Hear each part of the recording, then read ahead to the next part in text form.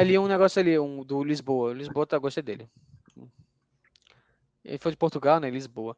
Sobre essa questão do canto inicial da Ilíada. Eu sempre falo de sério, porra, mas é Ilíada, né? Ele é feito em vocativo, não? Nesse caso, essa impressão que temos de ser uma ordem se esvai no grego antigo, não?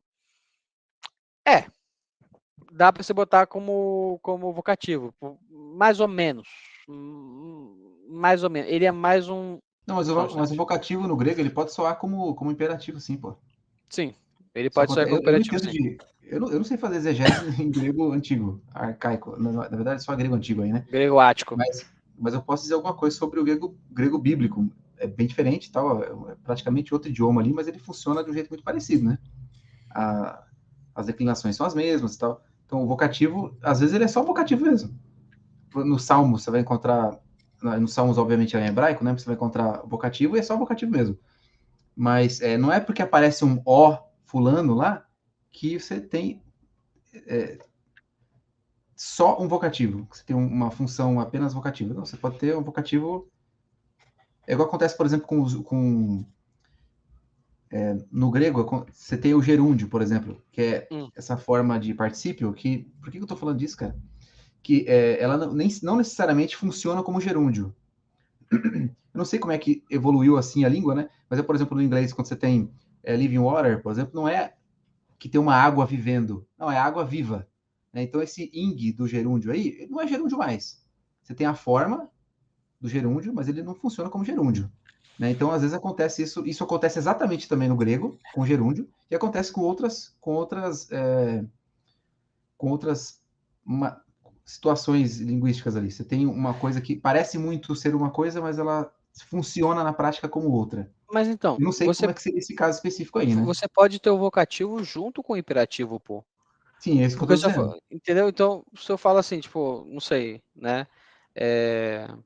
Lucas, o que foi que aconteceu? Você tem um vocativo com um interrogativo. Agora você fala, Lucas, canta-me a cólera de Aquiles. Eu estou fazendo um imperativo logo depois de um vocativo. Canta, Fora ó, isso, musa, a cólera de Aquiles.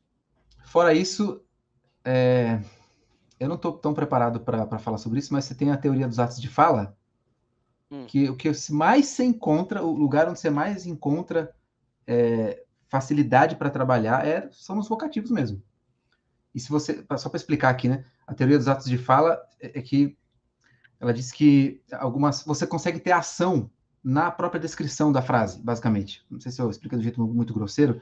Então não é só porque é uma descrição que ela não implique numa prescrição, por assim Sim, dizer.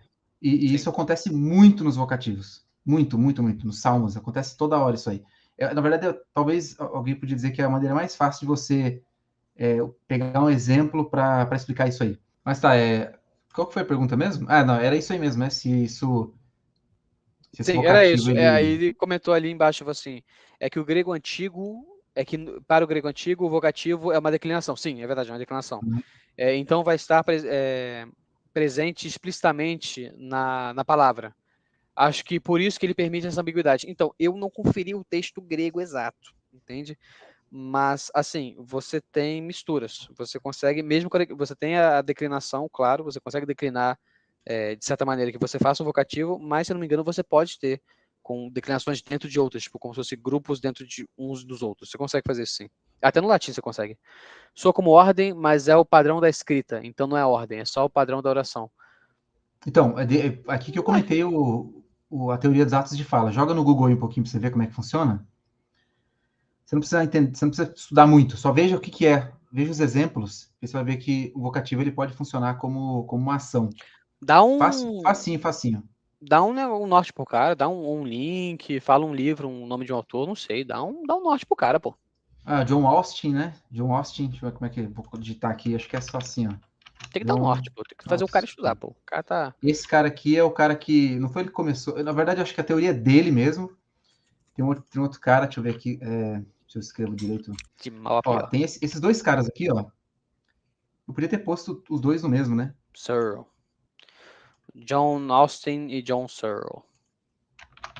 Esses caras é o que você tem que procurar. Mas aqui sim, não precisa estudar. eles. Você precisa só ver o que significa isso. A teoria dos atos de fala. A gente podia fazer uma live uma outra hora sobre isso. Na verdade, isso dá uma aula boa, cara. Isso dá uma boa instrução. É isso aqui, ó, esses dois caras aqui. Acho que eu escrevi certo. Mas esses dois caras, com certeza, são os caras da teoria dos atos de fala. Principalmente o primeiro. O segundo desenvolveu algumas coisas mais interessantes também. Mas o vocativo, ele funciona muito facilmente. É que assim, ó, na poética, isso funciona para a Bíblia também, porque a Bíblia é muito poética, e não só nos Salmos.